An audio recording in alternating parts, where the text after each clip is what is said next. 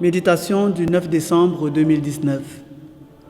Chers amis dans le Christ, l'attente d'une venue se vit comme un temps merveilleux, l'expérience de choses extraordinaires, car le messager se munit d'éléments et d'arguments pour que le destinataire qui entre en possession de ceux-ci soit transformé par cette réception.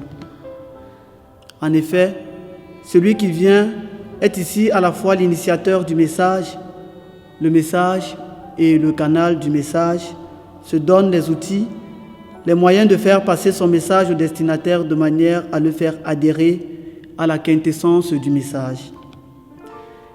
Il en est de même de cette attente du Christ, de ce temps de l'Avent. Oui, ce temps de l'Avent nous transmet le message dont il est porteur et initiateur de la plus simple des manières, c'est-à-dire en vivant le message lui-même. Dans le cas présent de notre méditation, le Christ pardonne nos iniquités, prenant ici soin de notre intérieur, de notre relation à Dieu.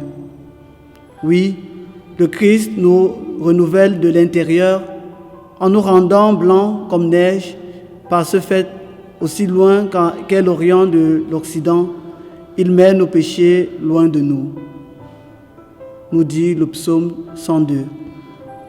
Il s'occupe ensuite de notre extérieur en nous ordonnant de nous lever de nos brancards. Oui, chers amis dans le Christ, il prend alors autorité sur tout ce qui nous courbe, ce qui nous lie, ce qui nous retient captifs du péché et de la mort.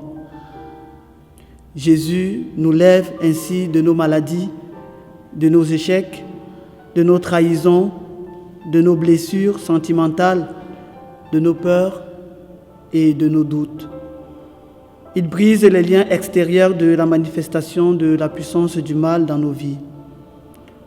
Voilà justement la manifestation du merveilleux, le plus souvent, le plus quotidien, qui se dévoile à nos yeux avec l'avènement du Christ.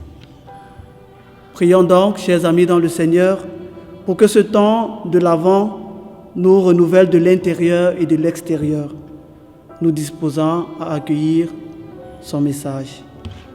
Loué soit Jésus-Christ.